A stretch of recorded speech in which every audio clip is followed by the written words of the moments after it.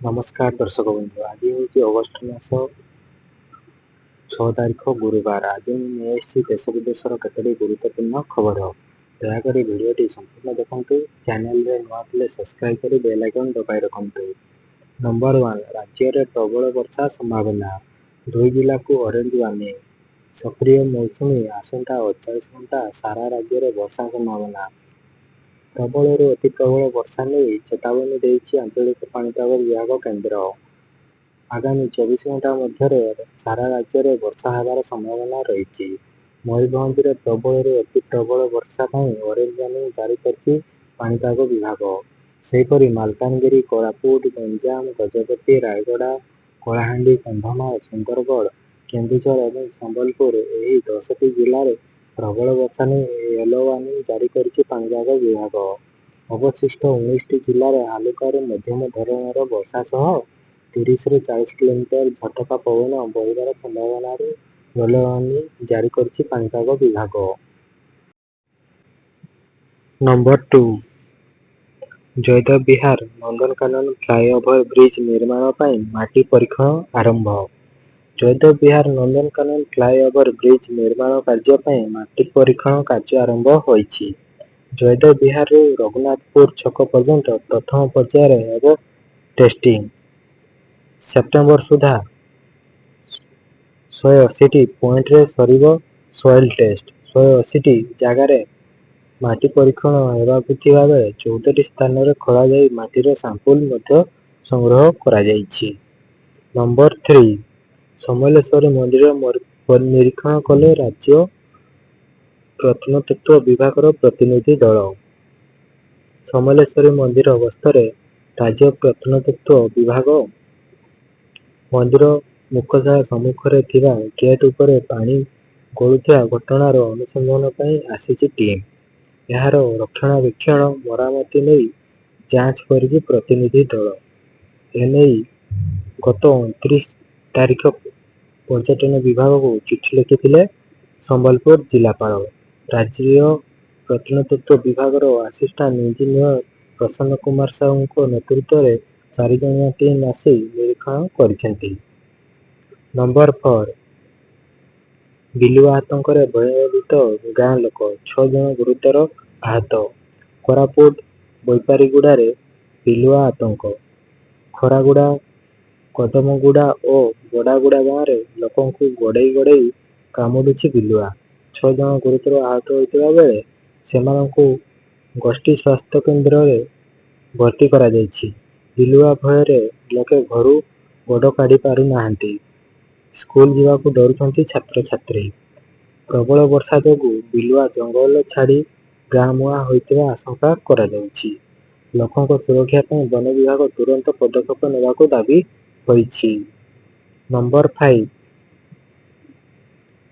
बौद्धरे बाघ आतंक। भୟରେ गाँ लोक सचेतन करुछि वन विभाग। सावधान गाँ पाख जंगल रे बुलुछि बाघ। बौद्ध जिला कंटामाल रेंज समाकुपा गाँव में बाघ आतंक जहाकू नहीं गाँ लोकों मनरे कोकुआ भय सृष्टि होइछि। खबर अनुसार कंटामाल रेंज समाकुपा ग्राम रे बाघ आतंक खेलाइछि। 2 दिन धरी उपद्रव करुछि कलरा पत्तिया बाघ। जंगल रे गोटिए गाई को मारी खाई देइछि। गाई चराड़ी माने जंगल भीतर क्षत विक्षत होई गाईर मृतदेह पड़िथिबा देखिथिले। एथिसहित पाखरे बाघर पादचिह्न मध्य देखिथिले। यह जानिबा पर स्थानीय ग्रामवासी तुरंत वन विभाग को खबर देइथिले। नंबर 6 राष्ट्रपति भवन को जीव 3 रथर 3 चक सूचना देले मुख्य प्रशासक। राष्ट्रपति भवन को जीव श्रीजीव रथयात्रार 3 रथर गोटे लेखाएं चक। यह चकगुड़िक राष्ट्रपति भवन में सभा पाइब एनेई श्रीमंदिर मुख्य प्रशासक डॉक्टर अरविंद पाढ़ी सूचना देइछंती। ओडिशा गस्तरे आसिथिबा बेले राष्ट्रपति द्रौपदी मुर्मू को डॉक्टर पाढ़ी साक्षात करथिले। एही समय रे श्रीजीवଙ୍କର व्यवहृत रथचक राष्ट्रपति भवन को पठाइबाकू प्रस्ताव देइथिले। राष्ट्रपति भवन में घोषयात्रार व्यवहृत 3 रथर 3 चक को स्थापन करिया पई एठारे श्रीमती मुर्मू सहमति प्रदान करथिले। ଏହା ଅତି ଆନନ୍ଦର ଓ ଗୌରବର ବିଷୟ ବୋଲି ଡକ୍ଟର ପାଢ଼ୀ ସୂଚନା ଦେଇଛନ୍ତି। ନମ୍ବର 7 କୁମ୍ଭୀର ଆକ୍ରମଣକୁ ରୋକିବା ପାଇଁ ବନ ବିଭାଗର ପଦକ୍ଷେପ। 4 ହେଲା ହେଲ୍ପଲାଇନ୍ ନମ୍ବର।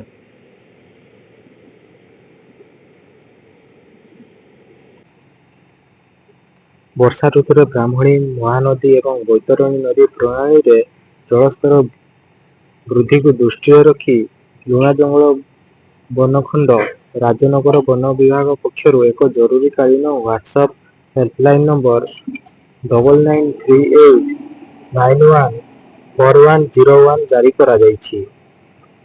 ମଣିଷ କୁମ୍ଭୀର ସଂଘର୍ଷର ବିପଦକୁ ହ୍ରାସ କରିବା ଏବଂ ଜନସାଧାରଣଙ୍କ ସୁରକ୍ଷା ସୁନିଶ୍ଚିତ କରିବା ପାଇଁ ବିପଦ ସଂକୁଳ ଗ୍ରାମଗୁଡ଼ିକରେ ଘରକୁ ଘର ବୁଲି ବ୍ୟାପକ ସଚେତନତା ଅଭିଯାନ ଆରମ୍ଭ ହୋଇଛି।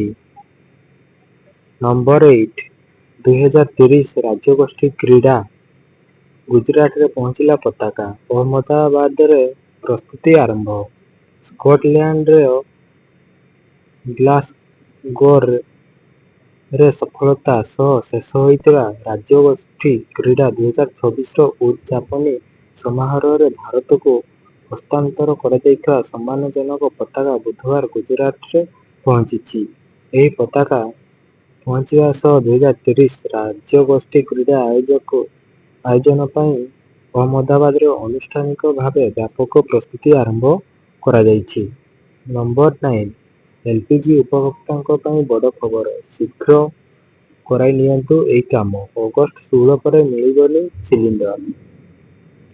ପ୍ରଧାନମନ୍ତ୍ରୀ ଉଜ୍ଜ୍ୱଳା ଯୋଜନା ଅଧୀନରେ ଆପଣ ଏଲ୍‌ପିଜି ଗ୍ୟାସ୍ ସିଲିଣ୍ଡର ପାଉଛନ୍ତି କିମ୍ବା ଆପଣଙ୍କ ପାଖରେ ସାଧାରଣ ଘରୋଇ ଗ୍ୟାସ୍ ସଂଯୋଗ ଥାଏ, ତାହେଲେ ଇ-କେୱାଇସି ବାଧ୍ୟତାମୂଳକ। ଏଲ୍‌ପିଜି ଇ-କେୱାଇସି କରିବା ପାଇଁ ଆପଣଙ୍କୁ କେଉଁଠିକି ଯିବାର ଆବଶ୍ୟକତା ନାହିଁ। ଘରେ ବସି ଆପଣ ଖୁବ୍ ସହଜରେ ଏହି କାମ ସମ୍ପନ୍ନ କରିପାରିବେ। ଯଦି ଅଗଷ୍ଟ 16 ତାରିଖ ଭିତରେ ଇ-କେୱାଇସି ଅପଡେଟ୍ ନ କରାନ୍ତି, ତାହେଲେ ପରେ ଆପଣ ଗ୍ୟାସ୍ କନେକ୍ସନ ମିଳିବା କଷ୍ଟ ହୋଇଯିବ। ଏବଂ ନମ୍ବର 10 ଚନ୍ଦ୍ରପୃଷ୍ଠରେ ପଡ଼ିଲା ସ୍ପେସ୍ ଏକ୍ସ ରକେଟ୍‌ର ଅବଶିଷ୍ଟ ଅଂଶ। ମହାକାଶରେ ଘୁରୁଥିବା ସ୍ପେସ୍ ଏକ୍ସ ରକେଟ୍‌ର ଏକ ବଡ଼ ଅଂଶ ଶେଷରେ ଚନ୍ଦ୍ରପୃଷ୍ଠରେ ଧକ୍କା ଖାଇଥିବା ଆଶଙ୍କା କରାଯାଉଛି। ପ୍ରାୟ 19 ମାସ ଧରି ମହାକାଶରେ ଭାସୁଥିବା ଏହି ରକେଟ୍‌ର ଅବଶିଷ୍ଟ ଅଂଶ ଚନ୍ଦ୍ର ଆଇନ୍‌ଷ୍ଟାଇନ୍ କ୍ରେଟର ନିକଟରେ ପଡ଼ିଥିବା କୁହାଯାଉଛି। ଏହାର ସୁନିଶ୍ଚିତ ସୂଚନା ପାଇଁ ଏବେ ବିଭିନ୍ନ ମହାକାଶ ସଂସ୍ଥା ତଥ୍ୟ ଯାଞ୍ଚ କରୁଛନ୍ତି। ଏହା କୌଣସି ସମ୍ପୂର୍ଣ୍ଣ ରକେଟ୍ ନୁହେଁ, ବରଂ ସ୍ପେସ୍ ଏକ୍ସ ଫାଲ୍‌କନ୍ 9ର ଉପର ଅଂଶ। ଏହି ଅଂଶର ଓଜନ ପ୍ରାୟ 4500 କିଲୋଗ୍ରାମ ଥିଲା। 2025 ଜାନୁଆରୀରେ ଏହା ଫାୟାରଫ୍ଲାଇ ଏରୋସ୍ପେସ୍‌ର ବ୍ଲୁ ଘୋଷ୍ଟ 1 ଚନ୍ଦ୍ର ମିଶନକୁ ନେଇ ଯାଇଥିଲା। ଭିଡିଓଟି ସମ୍ପୂର୍ଣ୍ଣ ଦେଖିଥିବାରୁ ଧନ୍ୟବାଦ।